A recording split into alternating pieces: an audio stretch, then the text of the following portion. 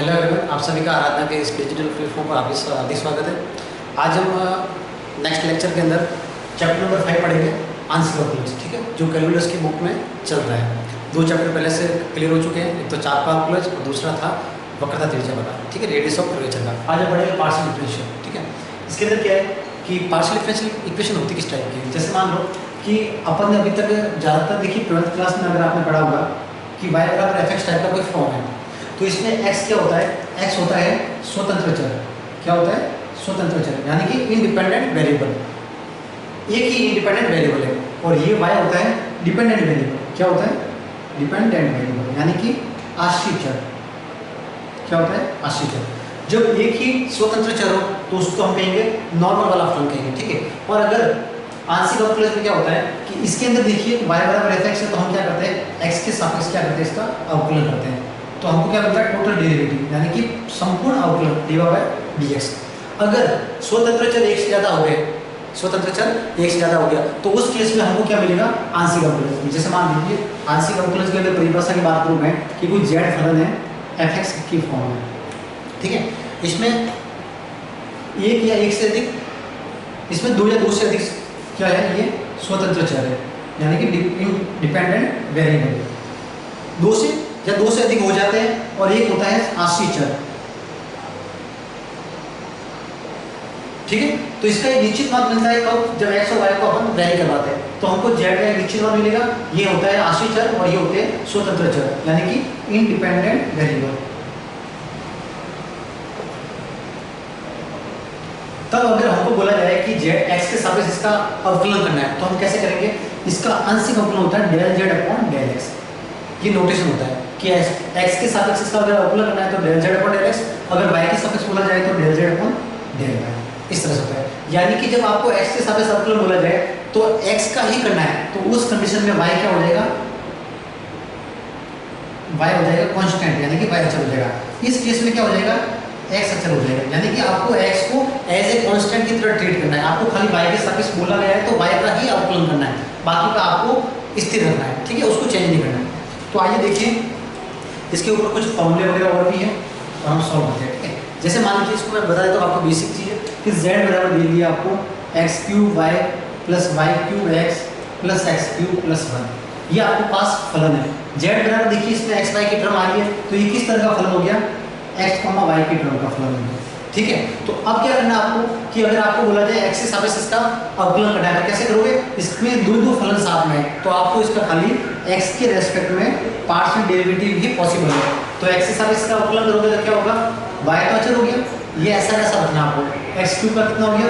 3x² plus x का 1 हो गया, y³ ऐसा कैसा अचर की तरह ट्रीट करना है। यहाँ पे x आ रहा है तो इसका अवकलन हो गया 3x², इसका हो गया 0। ठीक है, अगर मेरे को बोला जाए कि y के सापेक्ष करना है तो del z upon del y, तो y का 1 हो गया, x³ ऐसा कैसा प्लस यहाँ पे y³ का हो गया 3y² x हो गया यहाँ पे अचर, इसमें y नहीं इसमें भी y नहीं, तो क्या हो गया? 0।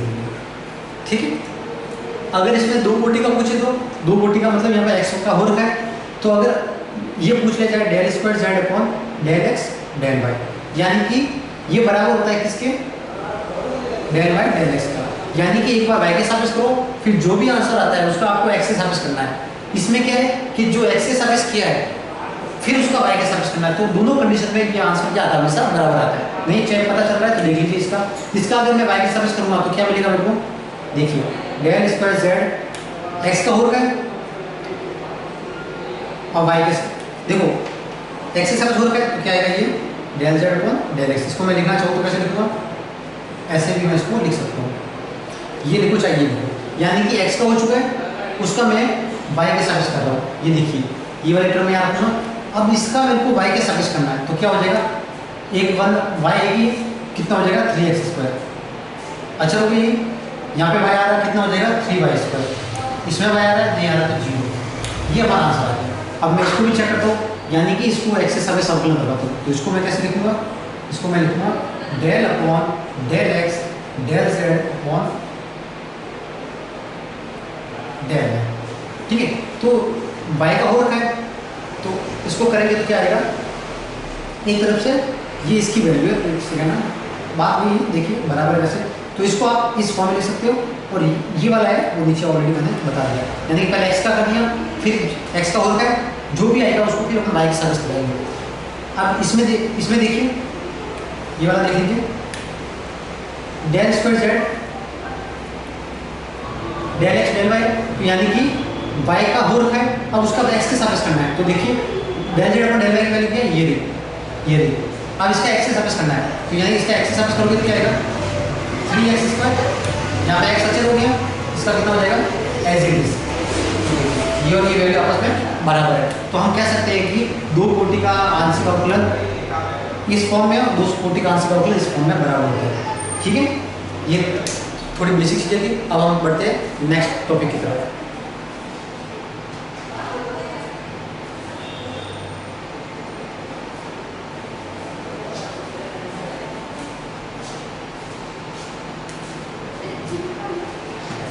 ठीक है, अब देखिए कुछ और फॉर्मूला मैं आपको बता देता हूँ और उसके ऊपर 2-3 क्वेश्चन हम ट्राई करेंगे। ठीक है, अब देखिए अस्पष्ट फलन क्या होता है। देखिए अस्पष्ट फलन यानी कि थोड़ा जटिल फंक्शन होगा जिसमें एक्स और वाई को हम अलग अलग नहीं कर सकते, सेपरेट नहीं कर सकते। ठीक है, जैसे मान लीजिए कि एफ एक्स वाई कॉमा बराबर सी है। ठीक है, यानी एक्स वाई का मिक्सर हो गया यहाँ पे। आप ऐसे नहीं कि वाई बराबर एफ एक्स लिख सकते हो ना एक्स बराबर एफ वाई लिख सकते हो, ये पॉसिबल नहीं है, यानी कि ये पूरा एक तरह से जटिल हो जाएगा। तब हम क्या करते हैं, देखिए तब हम क्या करेंगे, फॉर्मूला अगर आपको पूछ लिया जाए कि डी बाई डी एक्स निकालना है तो क्या करोगे, माइनस लगाओगे। इसका देखो अगर ये है तो आप इस तरह से लिख सकते हो, इसका करोगे पहले एक्स के सापेक्ष अवकलन, इस एफ का एक्स के सापेक्ष आंशिक अवकलन, बट्टे में क्या आएगा इसका वाई के सापेक्ष आंशिक अवकलन, ये आ जाएगा। ठीक है, और कुछ संकेत मैं आपको बता देता हूँ कि P बराबर होता है del f upon del x, Q बराबर होता है del f upon del y, R होता है इसका 2 बार एक्स के सापेक्ष करेंगे तो S होता है एक बार एक्स के सापेक्ष और एक बार वाई के सापेक्ष, चाहे आप ये करो चाहे आप ये करो। ठीक है, T होता है 2 बार वाई के सापेक्ष। ठीक है, ये नोटेशन है, ये आपको याद रखना है। ठीक है, अगले वाले चैप्टर में भी ये बहुत काम आएगा, मैक्सिमम मिनिमम निकालेंगे उसमें बहुत काम आएगा। ठीक है, तो ये होता है डी बाई डी एक्स, इसका वैल्यू क्या है P, इसका वैल्यू क्या है Q, ये भी आप इसको लिख सकते हैं। ये देखिए माइनस से मैं इसको ऊपर लिख लो। तो जब आपको डी बाई डी एक्स पूछा जाए इस अस्पष्ट फलन का, वो आपको सवाल देखते पता लग जाएगा कि उसका कहीं पर P की वैल्यू यानी कि एक्स के सापेक्ष करना है, एक बार वाई के सापेक्ष करना है। ये किसके लिए फॉर्मूला है, इस फलन के लिए। अगर आपको ये फलन चेंज कर दिया जाए, मान लो फलन एक्स कॉमा जेड कर दिया जाए, ये है, तब आप इस फॉर्म को चेंज करोगे, यानी कि ये इस फॉर्म के लिए सूत्र है। अब आपको क्या करना है, इस फॉर्म के लिए सूत्र का व्युत्पन्न करना है। कैसे करोगे, देखो जब y पीछे था तो y यहाँ पे कौन था, आश्रित चर था। ठीक है, x आगे है तो ये क्या है, स्वतंत्र चर है। ठीक है, तो आप देखिए इसमें आश्रित चर कौन सा हो जाएगा, z, तो ये आपको मिलेगा dz, इसके लिए मिलेगा dx बराबर माइनस तो आएगा आएगा, जो स्वतंत्र चर था उसके सारे अवकलन का आ रहा है, ऊपर आ रहा है, तो इसके लिए कैसा आएगा del f upon del x और नीचे आएगा del f upon del z. तो देखिए सवाल का फॉर्मेट चेंज हो गया तो उसके हिसाब से सूत्र भी चेंज हो गया। तो आपको सवाल की फॉर्मेट के अकॉर्डिंग सूत्र आप बना सकते हो। ठीक है, ऐसे बहुत सारे एग्जाम्पल आएंगे जिसके हिसाब से अपने सूत्र को चेंज कर सकते हो। ठीक है, ये लिख लीजिए एक कोटि का अवकलन है। ठीक है, अब मैं बता दूँ आपको 2 कोटि का अवकलन। ठीक है, ये लिख लीजिए एक बार। ठीक है, अब देखिए अब मैं बता रहा हूँ आपको, देखिए d square y upon d x square minus बाहर आएगा, नीचे आपको लिखना है क्यू क्यू। ठीक है, नीचे आप क्या लिखोगे क्यू क्यू, ऊपर लिखोगे क्यू स्क्वायर आर। ठीक है, फिर माइनस का 2pqs plus P square T,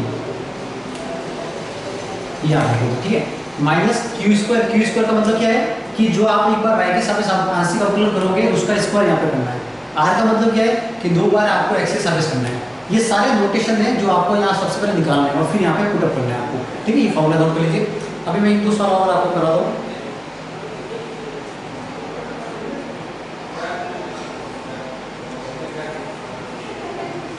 ये मेरे करो। ठीक है, अब इसके ऊपर एक सवाल लिखते हैं। ठीक है, देखिए एक्सरसाइज का क्वेश्चन है, आप उसको नोट कर लीजिएगा। ठीक है, क्वेश्चन है आपके पास u बराबर साइन एक्स स्क्वायर बाय, और जहां पर जो x और y का जो मिक्सचर है वो क्या आएगा a square x square plus b square y square बराबर सी स्क्वायर। ये है। अब आपको पूछा इसने कि डी यू अपॉन क्या निकालना है, डी एक्स निकालना है। ठीक है, उससे पहले मैं आपको कुछ सूत्र बता देता हूँ। ठीक है, अब देखिए कुछ सूत्र मैं आपको बता रहा हूँ, देख लीजिए एक बार। देखिए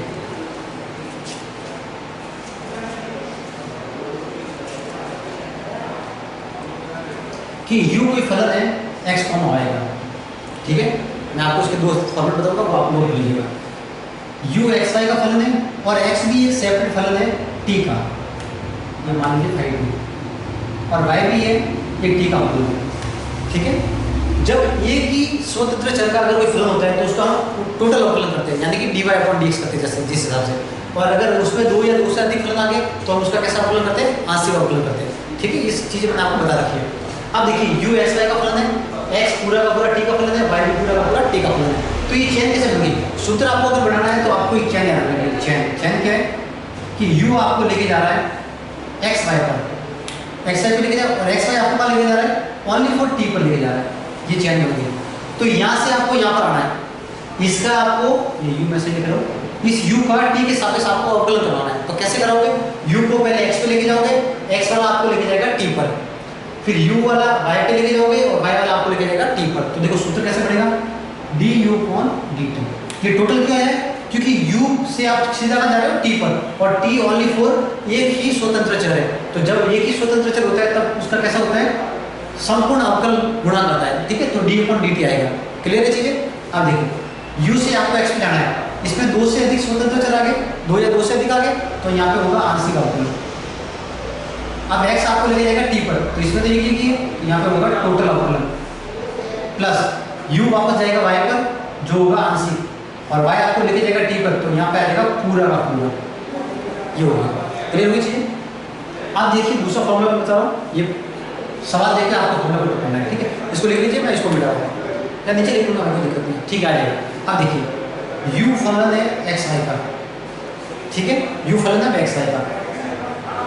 अब जो x फलन है वो उसमें दो, यहाँ पे एक ही स्वतंत्र चर था, अब x के अंदर भी कितने हैं, दो स्वतंत्र चर है, t1 और t2, और y के अंदर भी क्या आ गया, दूसरा फलन लीजिए, साइन ले लीजिए, इसमें भी दो दो चर आ गए।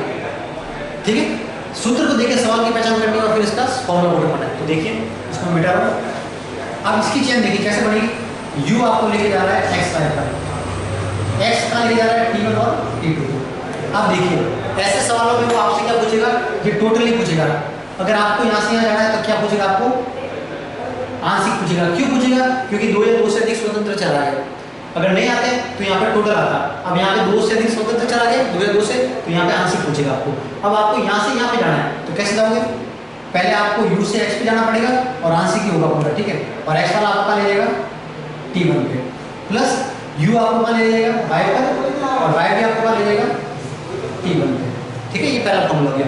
अगर यहाँ पे t2 के लिए पूछे तो 7 रहेगा।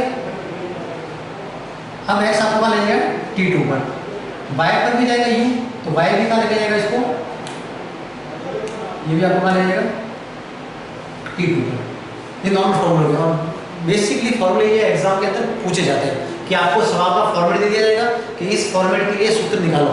तो ये सूत्र तो कब था कि जब एक ही स्वतंत्र चर आएगा, किसमें, t में, और यहाँ पे t1 t2 दो स्वतंत्र चर आ गए, तो ये फॉर्मूला सेट हो जाएगा। ठीक है, अब ये सवाल देखिए, u के अंदर x y आ रहा है।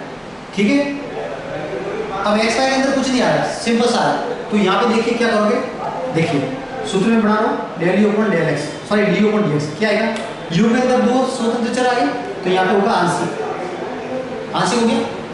अब टोटल हो जाएगा dx बट्टे dx हो जाएगा। ठीक है, प्लस u अब जाएगा y पर और y जाएगा पूरा का पूरा x पे।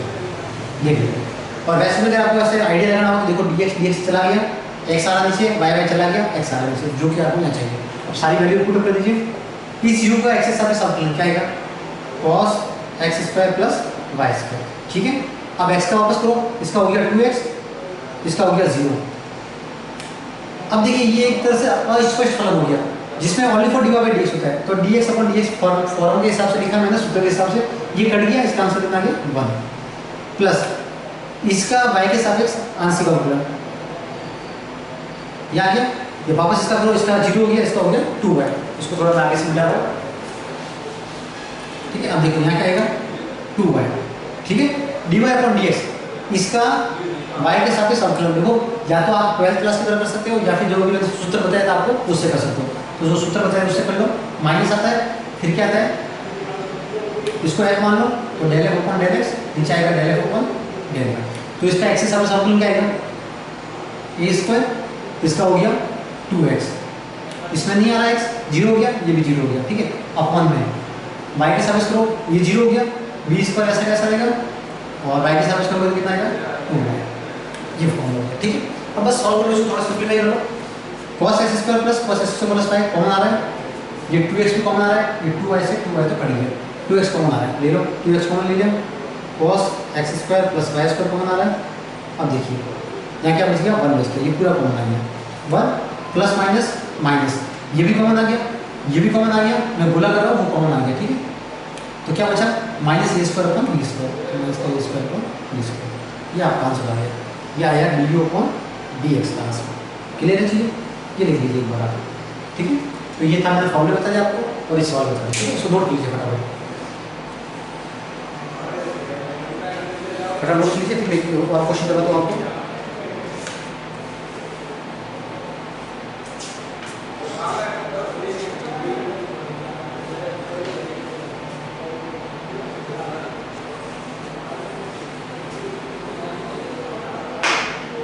ठीक है, और इंपॉर्टेंट क्वेश्चन करा रहा हूँ मैं, उसको नोट करिए, ठीक है। देखिए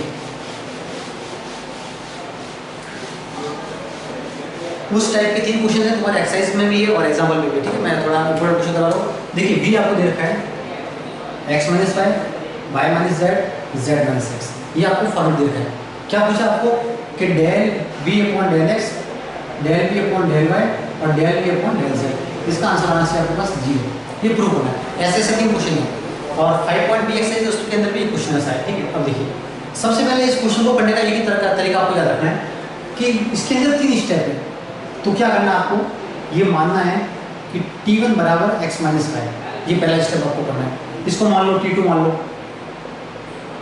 इसको मान लो t3 मान लो, ये आपको काम करना है। करने के बाद आपको क्या करना है कि अब देखिए जो v है वो किस टाइप से हो गया, t1 टाइप का हो गया, t2 टाइप का हो गया और t3 टाइप का हो गया, ये हो गया। अब देखिए कि जो v है वो t1 t2 t3 का फलन है, समझा ना आपको, चेक बताऊंगा अभी। और t1 के अंदर आ रहा है xy z, xy है तो मतलब z भी आपको मान के चलना है, ठीक है। क्योंकि देखो इसमें y z आ रहा है, इसमें x नहीं आ रहा है, तो क्या लिखोगे 0 + y - z, इस टाइप से। तो t1 के अंदर xy z आ रहा है, t2 के अंदर भी xy z आ रहा है, t3 के अंदर भी xy z आ रहा है। तो ये सारे कैसे हैं, 2 या 2 से अधिक स्वतंत्र चल रहे हैं। तो जो भी आंसर सवाल आपको पूछेगा वो आंशिक वाला पूछेगा। क्लियर होगी चीजें, ठीक है। अब देखिए, हाँ ये सही था, कोई दिक्कत नहीं। अब देखिए मैं आपको यहाँ चैन बता रहा हूँ, बस चैन के हिसाब से फॉर्मूला पुट करना है। चैन क्या बनेगी कि v आपके पास जा रहा है t1 t2 और t3 पर।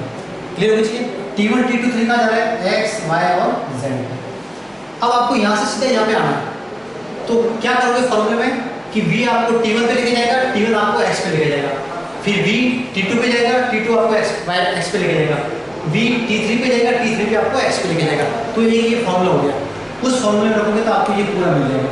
इसी प्रकार से ये मिल जाएगा, इसी प्रकार से आपको ये मिल जाएगा। तो मैं पहले 1 बाय 1 फॉर्मूला लिख रहा हूँ। देखिए फॉर्मूले का निर्माण ऐसे करना, देखो del v/del x, कि del v आपको लेके जाएगा t1 पे और t1 आपको क्या ले जाएगा x1 पर, ये हो गया। प्लस ये आपको t2 पे लेके जाएगा और t2 आपको कहाँ ले जाएगा x पर। अब t3 पे भी जाओगे तो t3 भी आपको कहाँ ले जाएगा x पर। ये फॉर्मूला हो गया। अब इस फॉर्मूले को मैं सारी वैल्यू पुट कर रहा हूँ। देखिए इसमें इसकी वैल्यू पुट नहीं करनी है, इसकी वैल्यू पुट नहीं करनी क्योंकि इसकी वैल्यू पॉसिबल नहीं है, ठीक है। अब देखो del t1/del x, ये रहा देखिए del t1/del x, इसका t के सापेक्ष t1 का x के सापेक्ष क्या करना आपको आंशिक अवकलन करोगे तो कितना आएगा 1। तो मैं वैल्यू लिखते जा रहा हूँ साथ में, del v/del t1 ऐसा कैसा, इसकी वैल्यू कितनी है देखो, आंशिक अवकलन करो इसका 1 आ गया। फिर प्लस del v/del t2, ये गोले वाला ऐसा कैसा, इस t2 का x के सापेक्ष आंशिक अवकलन, इसमें x है क्या, नहीं है, तो कितना हो गया 0। प्लस del v/del t3, इस t3 का x के सापेक्ष अवकलन कितना आएगा -1। तो जब आपने del v upon del x निकाला, मैं साइड में लिख रहा हूँ, क्या आया आपका del v upon del x, del v upon del t बनाया, ये 0 हो गया, ये प्लस माइनस क्या हो गया माइनस, ये आपकी वैल्यू आ चुकी है। ठीक है, अब जब मैं क्या करूंगा कि del v upon del y निकालूंगा, देखिए सूत्र चेंज करूंगा, del v upon del y निकालूंगा। अब यहाँ से आपको यहाँ पहुंचना है, तो वापस वही T1 पे जाएगा, T1 इस बार आपको कहाँ ले जाएगा y पर लेके जाएगा, तो देखिए T1 पे लेके गया, T1 अब आपको इस बार लेके जाएगा y पर, T2 भी आपको लेके जाएगा y पर, T3 भी आपको लेके जाएगा y पर, बस सूत्र चेंज हो गया। ठीक है, और जो इसकी वैल्यू होगी वो भी क्या हो जाएगी चेंज हो जाएगी बस। अब देखिए इस T1 का y के साथ सर्कल कराओ, इसका y के साथ सर्कल कराओ, क्या आएगा 0 और माइनस का 1, ये माइनस का 1 हो गया। इसमें y के साथ कराओ तो 1 हो गया, इसका y के साथ कराओ y लेंगे तो कितना हो गया 0। तो आप देखो सॉल्व करो इसको, तो del b upon del y क्या आ गया माइनस हो गया, ये माइनस का del b upon del t, ये प्लस का del b upon del t, और तीसरा स्टेप 0 हो गया, इसको छोड़ दो। अब आपको निकालना है del b upon del z. ठीक है, तो सूत्र चेंज कर लो, कुछ नहीं करना है, बी भी आपको T1 पे लेके जाएगा, लेकिन T1 इस पर आपको कहाँ फेंकेगा जेड पर फेंकेगा सीधा से, T2 भी जेड पर, T3 भी जेड पर, तो फॉर्मूले में बस नीचे वाला चेंज हो जाएगा, यहाँ जेड आ जाएगा, यहाँ z आ जाएगा, और एक यहाँ पर z आ जाएगा, और एक यहाँ z आ जाएगा, बस वैल्यू चेंज हो जाएगी वापस। ठीक है, जितने भी सवाल है आपको 3-4 तरह के सवाल है इस टाइप के, वैसे ही करना है आपको। अब T1 का z के सापेक्ष, इसमें z1 नहीं है 0 हो गया, इसमें z है तो माइनस का 1 हो गया, इसमें z है तो प्लस का 1 हो गया। सॉल्व करो इसको भी, ये 0 हो गया, ये माइनस का del b upon del t, इसका प्लस का 1 तो del b upon del t. आप क्या करना है, आपको ये तीनों को जोड़ना है प्रश्न के अनुसार। देखिए ये तीनों वैल्यू निकाली, तीनों को जोड़ लो और आंसर देख लो अपना क्या आएगा। Left hand side del b upon del x, del b upon del y plus del b upon del z. अब देखिए इन तीनों को अगर मैं जोड़ूंगा तो ये सारा ऐड हो रहा है। ठीक है, या लेफ्ट साइड लिखो चलेगा, क्या लिखोगे देखो, ये फर्स्ट ले लो, ये 2 ले लो, ये 3 और ये 4, क्या लिखोगे यहाँ पे 2 + 3 + 4, इक्वेशन 2 + इक्वेशन 3 + इक्वेशन 4। अब देखिए जैसे मैं तीनों को ऐड किया, ये प्लस का ये माइनस का कट गया, ये माइनस का और ये प्लस का कट गया, ये प्लस का और ये माइनस का, तो इसका आंसर कितना आ गया 0। इस तरह से आपको क्या करना है, हर वैल्यू को कुछ फलन मान के उनको फिर एक्स वाई जेड का फलन मानना है। तो फॉर्मूला आपको चेंज याद रखना, आपको चेंज से कैसे फॉर्मूला आपको यूज करना है। ठीक है फ्रेंड्स, तो आज की क्लास में इतना ही, और अगली क्लास में हम इसको इसके बारे में अगर थोड़े बहुत प्रॉब्लम्स होंगी तो वो सॉल्व करेंगे, या फिर अपन नेक्स्ट चैप्टर में करेंगे। Thank you.